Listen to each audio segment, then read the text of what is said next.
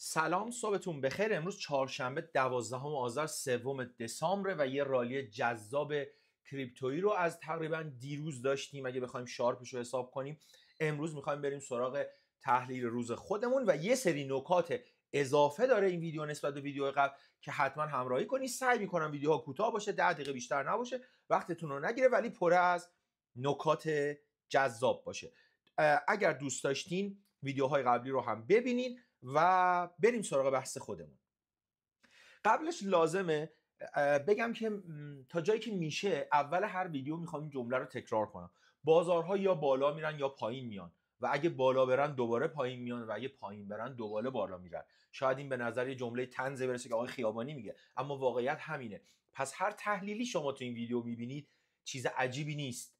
خیلی ها کامنت میذارن میگن شما کار خاصی نکردی. بله، ما کار خاصی نمیکنیم. ما فقط میایم وقتی رو که شما نداری بشینی یه سری کارا رو انجام بدی، خط بکشی و تحلیل کنی رو به جای شما انجام میدیم. اما یه نکته یادتون باشه: بزرگترین دلیل موفقیت یک نفر تو بازار مالی مدیریت سرمایه است. تشخیص سطوحه، اینه که کجا گاز و فشار بده و کجا ترمزو. وگرنه جهت بازارها خیلی مهم نیست. شما میتونی بازارها رو همیشه درست پیش بینی کنی و همیشه زیان کنی. جمله آقای جورج سوروس داره و میگه اصلا مهم نیست که جهت رو درست پیش بینی کنی، مهم اینه که اگه جهت رو درست پیش بینی کردی چقدر ازش پول درآوردی. پس دیگه البته اشکالی نداره کامنت بذارین، ولی این موضوع رو در نظر داشته باشین. ما کار خاصی نمی‌کنیم، ما فقط سعی می‌کنیم کار شما رو راحت تر کنیم. خب برگردیم به تحلیلمون. یه نگاه بکنیم، از دیلیش کنیم که بهتر متوجه بشیم. از پریروز که ما این ویدیو رو برای شما گذاشتیم تا الان 2 تا کندل بسیار بزرگ و عالی زده. اتریوم 3000 رو رد کرده و الان حوالی 3075 و بیت کوین هم تونست به خوبی از 186000 خودش رو به بالای 93000 برسونه. همین نگاه ساده اول به شما میگه که خطوطی که ما مشخص کرده بودیم، یعنی این نقطه محدوده رنج رو شکسته. اگه برگردی به ویدیو قبل به وضوح گفته بودم، 2 تا چیز رو به وضوح گفته بودم. اول اینکه این احتیاج به کندل های قوی و خبرهای جدید داره و این بازار با حال و روز قبلی نمیتونه تغییر کنه. امروز براتون 4 تا دلیل میخوام روی یه مقاله که برای اولین بار سعی کردیم امروز مقاله‌ام بیاریم بگم که دلیلا چی بوده. اما نکته بعدی اینه که خواهش میکنم ویدیو قبلی رو ببینید، برای اینکه میخوام ببینم اینا رو گفتیم یا نه. براتون توضیح داده بودم که بیت کوین اگر بتونه خودش رو به این محدوده برسونه، ببینید این خطا جاییه که ما تحلیل هفته قبلمون رو انجام، یعنی چند روز قبل انجام دادیم.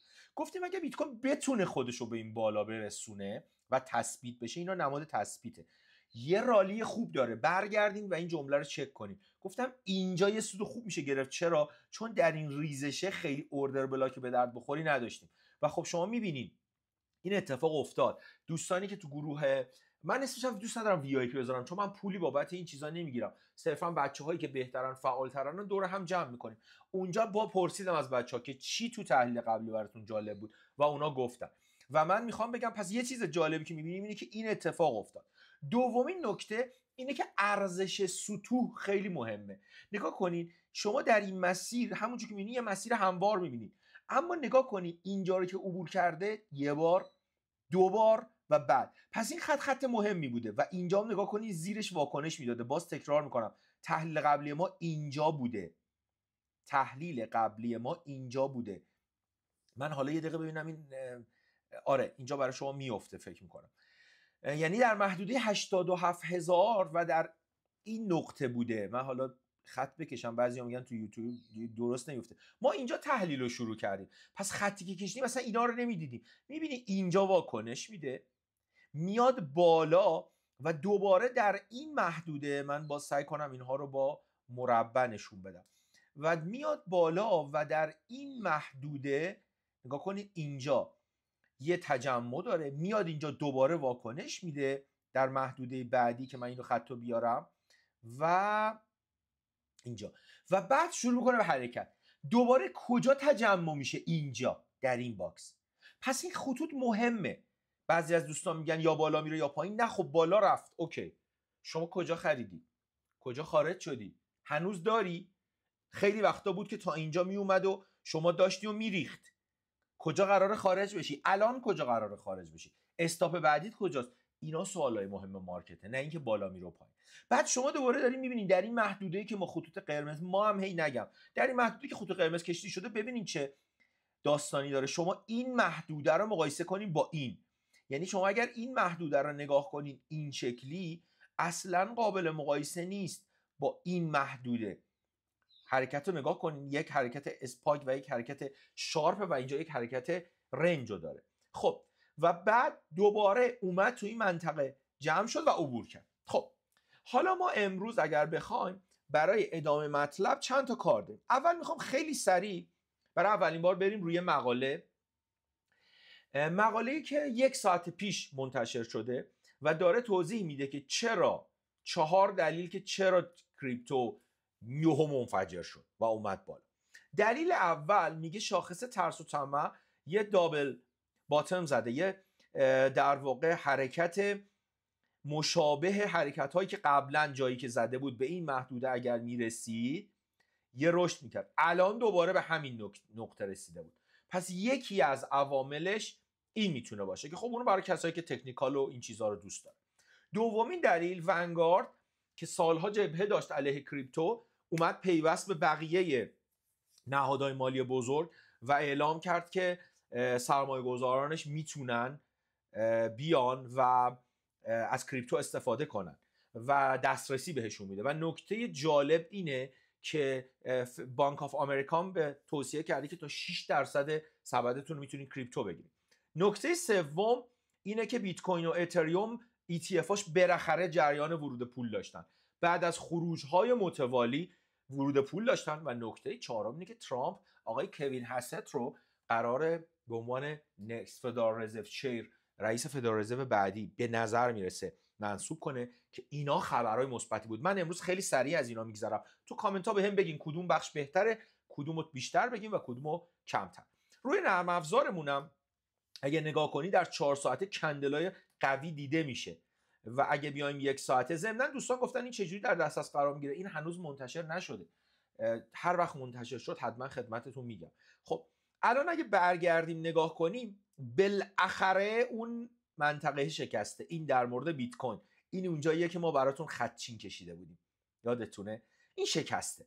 خب حالا برگردیم روی تحلیلمون. اگر ما بخوایم بر اساس 4 ساعتی خودمون که حالا من به مرور زمان قراره تو این آموزش‌ها چند تا کار بکنم، یکی این که بر اساس منتورشیپ های آقای هدلستون مطالب جدیدی رو بهتون بگم. مثلا هفته پیش، جلسه پیش من گپ رو گفتم، امروز وقت نمی‌کنم چون میخوام سریع این تموم شه اول صبح، یعنی اول صبح که نه، وسط ظهر در واقع از نظر ما ساعت 10، ولی سعی میکنم تو جلسات بعدی نکاتی رو از این موضوع بگم. اما آقای هادلستان یه جمله خیلی مشهور داره تو منتورشیپ 2022 و میگه قیمت به 2 جا برمیگرده. یکی ایمبالانس ها که حالا ایمبالانس ها همون تقریبا گپان، یعنی حرکات شارپی که اتفاق میفته، و دوم سطوح مهم. الان اگه شما نگاه کنی تو 4 ساعته، خب این اون سطح مهم است و خود اینا هر کدوم یه ایمبالانس. پس ما باید منتظری اصلاح باشیم و دوباره در ادامهش میگه ممکنه این اصلاح در همون جلسه معاملاتی صورت نگیره. پس با این نگاه من باید به شما بگم که حواسمون به این سطوح باشه. ما اوردر بلاک های مهمی داریم تو 4 ساعته که این منطقه بسیار مهمی، پس تا اینو رد نکرده خیلی تحت عنوان بازار سعودی و بپریم نگاه نکنیم.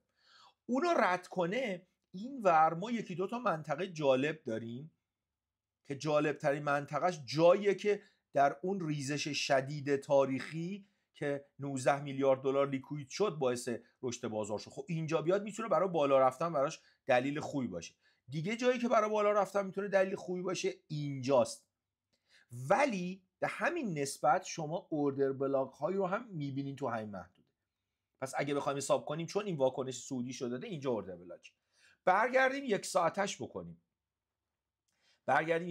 بکنیم، میبینیم که به نظر میرسه، حالا اگر بخوایم جمع بندی کنیم و اگه دوستان به ما نگن که آقا یا بالا میره یا پایین میره، ابی نداره ها، من به شوخی دارم اینا رو میگم چون واقعا بهانه‌ای میشه برای آموزش. به نظر من این میتونه خوشگل ترین راهش باشه، یه اصلاح بیاد بالا، یه دونه پایین بیاد اینجا و بعد ادامه بده.